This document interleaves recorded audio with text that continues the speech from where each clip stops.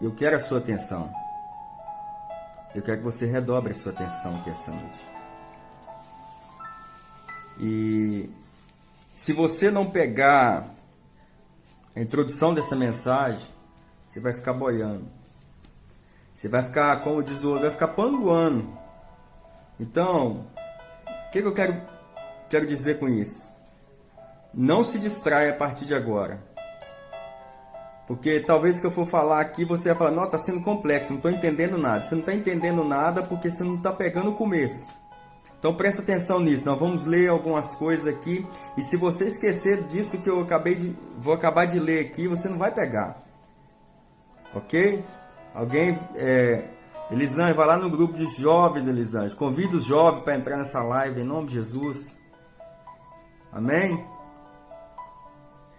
Olha. Quebrou meu negócio. Quero que você pegue comigo a sua Bíblia.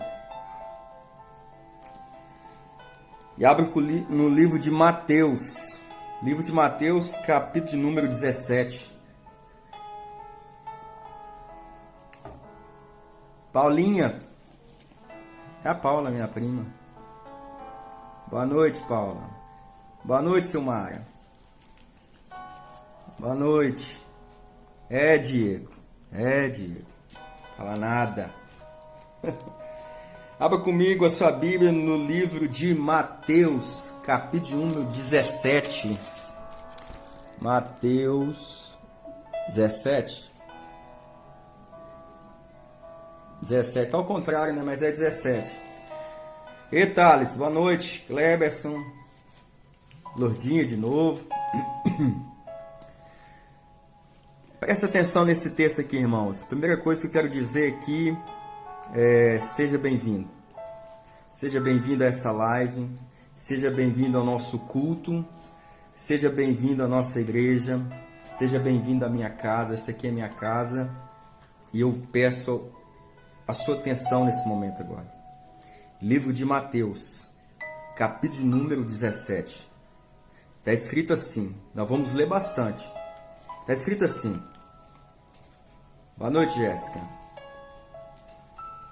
6 dias depois, 6 dias depois, 6 dias depois, tomou Jesus consigo Pedro, Tiago e João, e levou em particular no alto monte, e foi transfigurado diante deles, e o seu rosto ficou resplandecente como o sol, e as suas vestes se tornaram brancas como a luz. E eis que apareceu Moisés, Elias, e falou com eles. Então disse Pedro, Senhor Jesus, é bom estarmos aqui. Se queres, nós vamos fazer uma tenda para poder ficar junto com eles, Moisés e Elias. Falava ele ainda, quando uma nuvem luminosa se envolveu, eis que vindo a nuvem uma voz que dizia, este é o meu filho amado, e quem me compraz? E ele, ouvindo isso, os discípulos caíram de bruços, tomando de grande medo. Aproximou-se deles, tocou Jesus, dizendo, erguei-vos e não temas. Então, levantando os olhos, e não viram mais ninguém, senão Jesus. Elias e Moisés sumiu nesse monte. Eles estavam no monte, e lá eles viram Moisés e Elias. Versículo 9. Descendo do monte, ordenou Jesus que contasse a ninguém o que eles viram lá. Porque o Filho do Homem ressuscita dentre os mortos. Mas os discípulos interrogaram, dizendo, por que os escribas ser necessário que Elias venha primeiro? Então Jesus respondeu, de fato Elias virá restaurar todas as coisas. Eu, porém, declaro que Elias já veio e não reconheceram ele. Antes fizeram tudo o quanto eles quiseram. Assim também o Filho do Homem há de padecer nas mãos deles. Então os discípulos entenderam que estava falando a respeito de João Batista. Agora a história que eu quero pregar está daqui para baixo. Eu te mostrei o que aconteceu antes da história que eu vou falar. Versículo de número 14 e ainda no 17. capítulo 17 de Mateus, versículo 14. E quando chegaram junto da multidão, Jesus e os 3 discípulos, aproximou-se deles um homem, ajoelhou e disse: Senhor, compadece do meu filho, porque ele é um lunático. Ele sofre muito. Por muitas vezes, ele cai no fogo.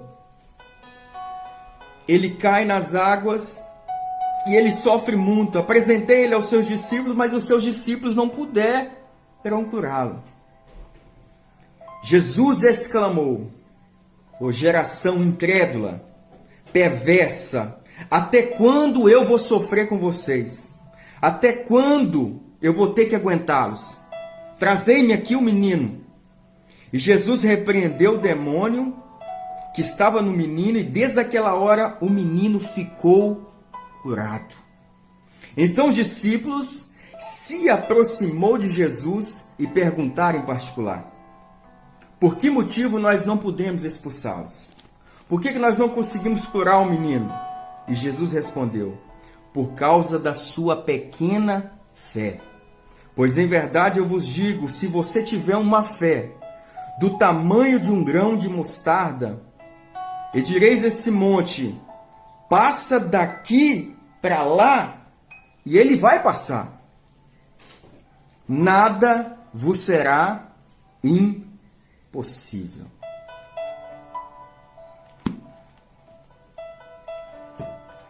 Presta atenção aqui em mim. Presta atenção aqui em mim.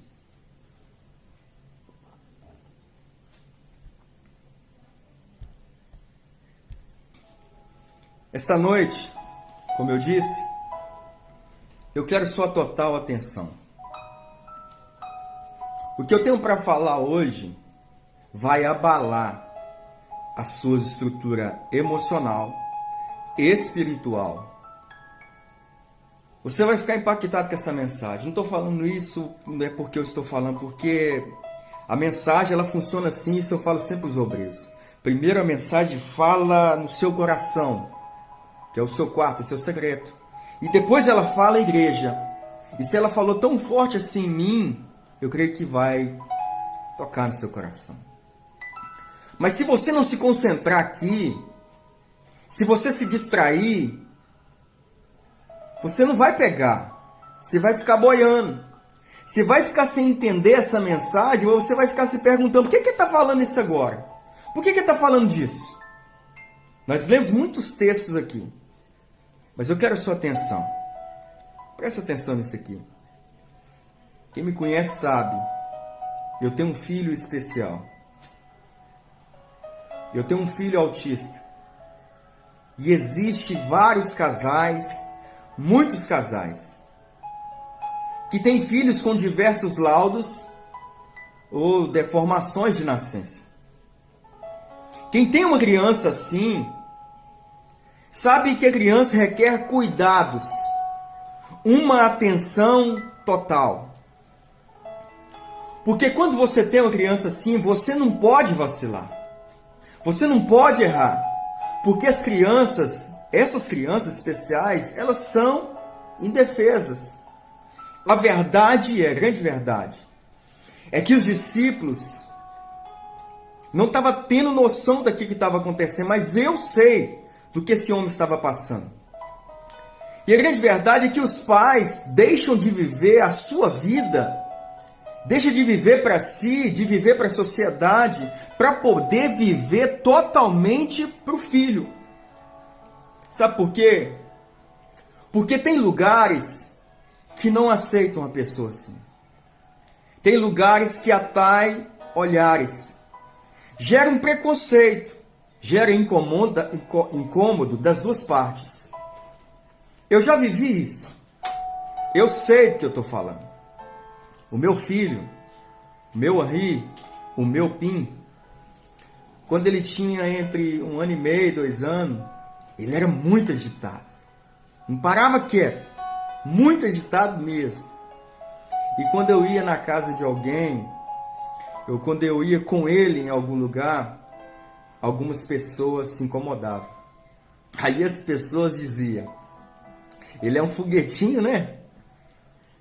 Ele não para quieto, né? Eu e a pastora, nós dobrávamos a atenção. Nós tínhamos todo cuidado com ele. Vivíamos para ele, somente para ele. E nós víamos, nós conseguimos enxergar o preconceito nos olhos das pessoas. Por que eu estou falando isso? Por que eu estou relatando uma parte da minha história que não foi tão feliz assim?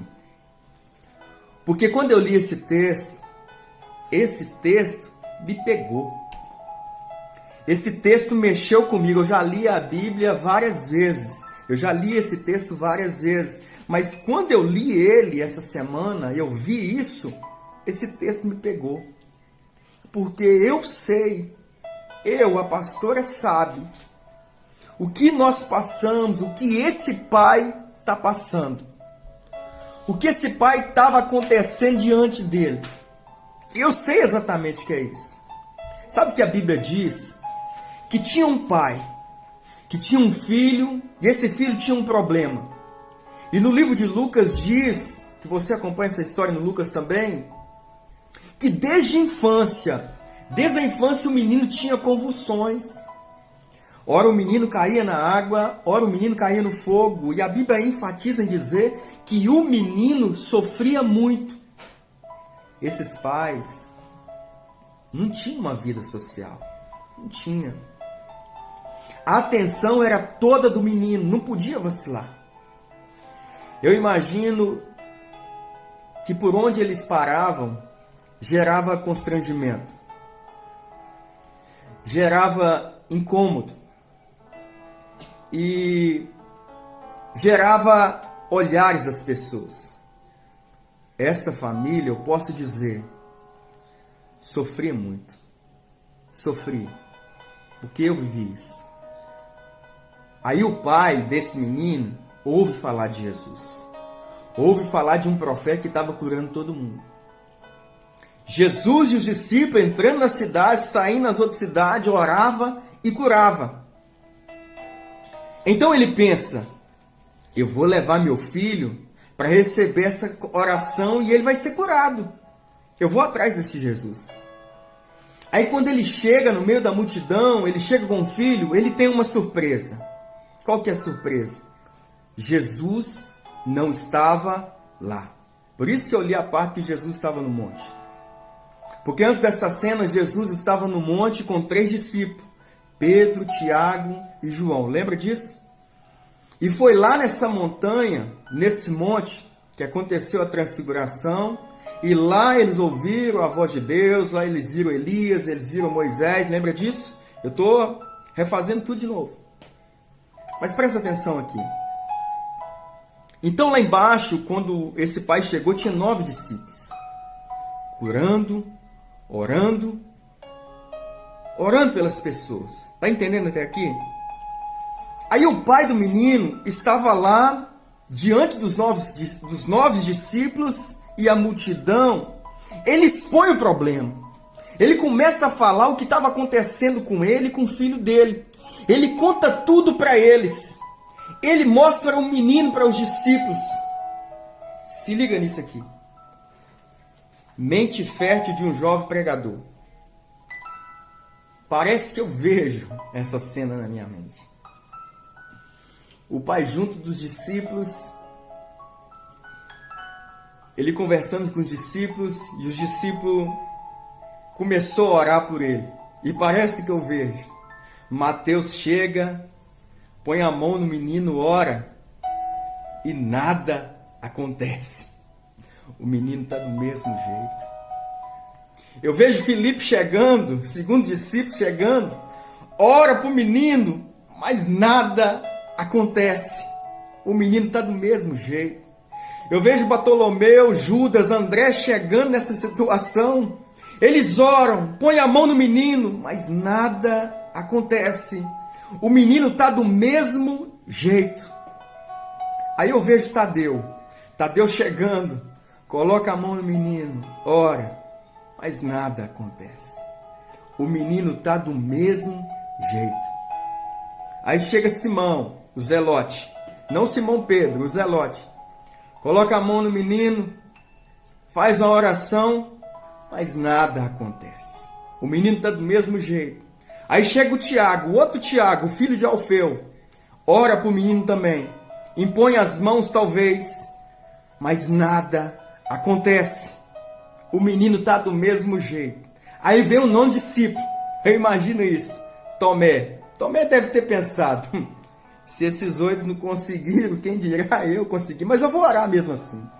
E Tomé ora, Tomé põe a mão no menino, mas nada acontece. O menino está do mesmo jeito. Não conseguiram fazer nada, não conseguiu ajudar o menino. O menino ficou do mesmo jeito. Os 9 discípulos não puderam resolver o problema daquela família, o problema daquele menino. Imagina a decepção daquele pai ao ver o filho do mesmo jeito que trouxe. Depois de expor a sua vida, depois de mostrar o problema, depois de falar tudo para a multidão e os discípulos, e nada acontece. Agora eu peço para você imaginar isso. Imagina você chegar com o seu problema, esperando a solução, e de repente nada acontece. Você contando o seu problema na frente da igreja, na frente para todos, na frente do pastor, dos obreiros, e o pastor ora e nada acontece. Mas vamos para o texto. Olha o que o texto volta a dizer. Jesus chega nessa cena. Jesus vem acompanhado de Pedro, Tiago e João. Eles estão vindo do monte. Eles sofreram e viram alguma coisa poderosa e passaram por uma transfiguração. Jesus vê a multidão e os discípulos. E de repente o pai do menino ajoelha perante Cristo. Mais uma vez o pai expõe o problema. Expõe sua vida. Expõe o seu filho. Contou tudo de novo. Ele disse para Deus, ele disse para Jesus: o meu filho, ele tem convulsões. Tem hora que o meu filho cai na água. Tem hora que o meu filho cai no fogo. O meu filho sofre muito. Aí, ele passa os discípulos na prata. Ele conta tudo para Jesus. E eu trouxe aqui para os seus discípulos orar para ele, mas eles não puderam ajudar. Eles não puderam curar o meu filho. Você está comigo? Está entendendo até aí? Os discípulos não conseguiram curar esse menino. Vamos começar aqui, bem devagar, bem leve, com amor e carinho. Presta atenção nisso aqui, Mona Lisa. Presta atenção nisso aqui, Stanisleia. A primeira coisa que eu aprendo com esse texto. Eu aprendo que existe pessoas que são extremamente determinadas, corajosas até. Existem pessoas que não têm vergonha de expor os seus problemas 2 ou mais vezes. Porque o pai desse menino, eu considero uma pessoa determinada. Porque não teve vergonha, ele não teve pudor. Ele fala para Jesus os seus problemas e fala o que estava acontecendo pela primeira vez, pela segunda vez ele fala. Mas por que ele falou pela segunda vez, pastor? Talvez você está se perguntando, sabe por que ele fala?